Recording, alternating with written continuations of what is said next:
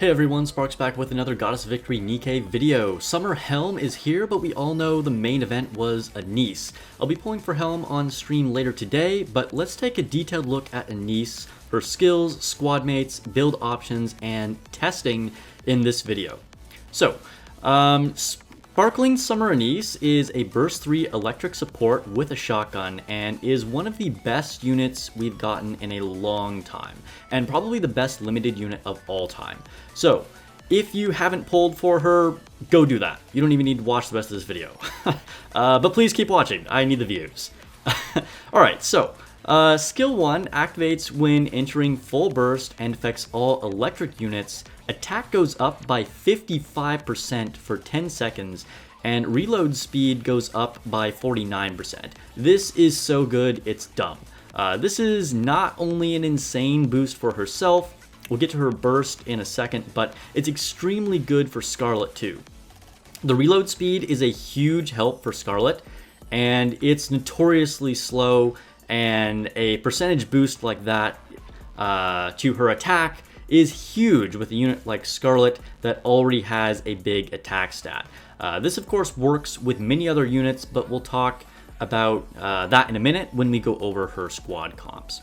Her skill 2 activates when firing the last bullet and affects 2 enemies with the highest attack and deals 380% of final attack damage. It also has a second line that increases damage to interrupt parts.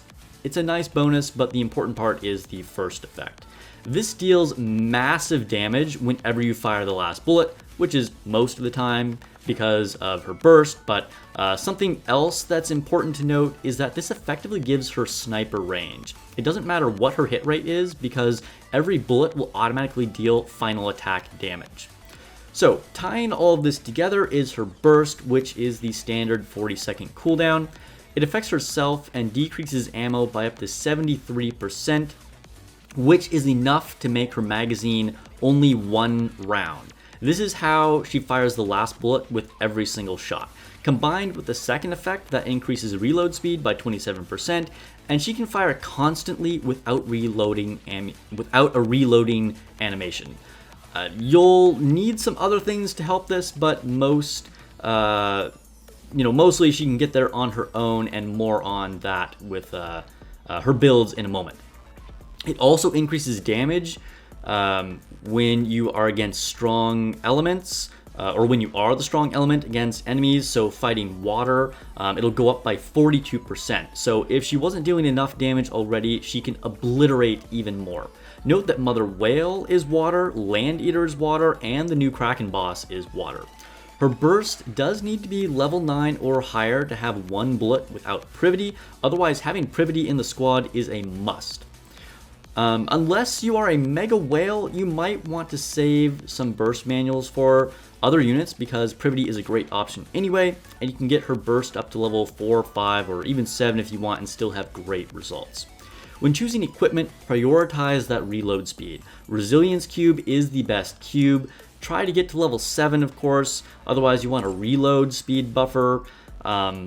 You might also be tempted to use Hit Rate Cube, but since she's a shotgun, but with the effect of her skill 2, dealing final attack percentage, hit rate almost is irrelevant. Overload effects you want are attack up because she is one of your main DPS units, and it contributes to her final attack skill effect. Obviously avoid max ammo at all costs, you want to keep that mag as small as possible.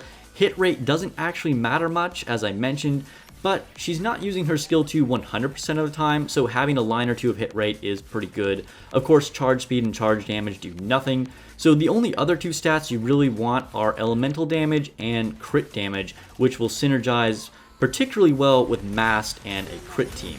Crit rate and defense are lower priority, but those are fine.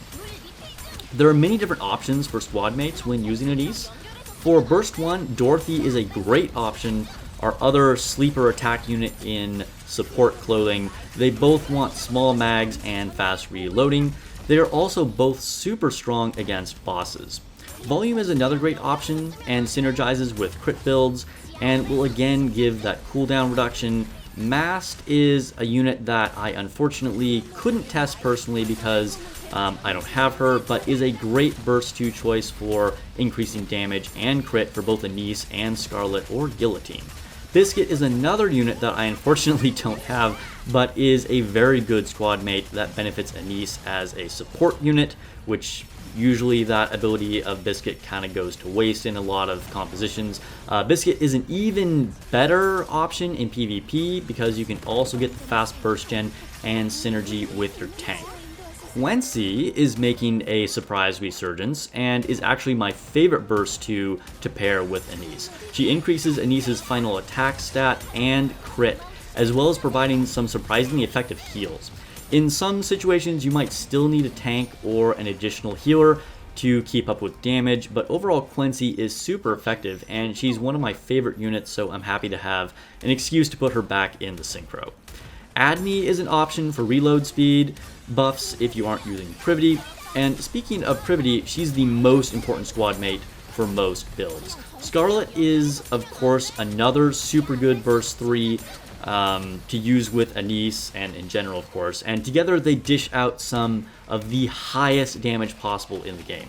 Note that Privity can still be worth using with Scarlet and Anise even if you have Anise's burst to level 9, because the reload speed is still helpful. Guillotine is another decent burst 3 with Anise, but probably will only be used when moving units around to make the most teams work in solo raid in some situations. They are, high damage electric units that can work in crit builds, but you probably want to use Diesel for that huge ammo with Guillotine, and that's synergistic with Anise. Leader, who's actually one of the best units that can go literally on any team, surprisingly is also synergistic because of her ammo up ability. Leader can still make your damage very high, but for raids, you want to separate them for multiple optimized squads. Also, be aware that using Noir is not a good idea either. Okay, I tested Anise in Arena for several days, but unfortunately, I'm just not able to make full use of her because I don't have Biscuit, and I think she's a critical unit to pair with. Basically, your 3 meta burst 3s are Scarlet, Privity, and Alice. If you don't have all of those, Anise can be a great option, probably best in place of Alice. But if you do have all of them, Anise is probably just not going to quite make it. She's not top tier, but probably just below that. And one of the things that makes her really strong in PvP is that her skill 2 can't be effectively taunted. Sparkling Anise has so many applications and strengths in general over all modes of the game, but it's in many different synergistic ways instead of just being a generalist, which I think is really cool and great game design. As a shotgun user, she will be inherently worse when trying to hit cores, but there are many bosses and situations where cores are not visible anyway. She fills both the support and DPS role insanely well. She does ludicrous damage on her own and makes some of the best primary attackers in the game even stronger by a large margin. She's slightly worse in PvP than she is in PvE, but she's still super strong and a worthy addition to a lot of special arena teams. Overall, she's just one of the best units in the game. If you haven't pulled for her already, I would do whatever it takes to get her.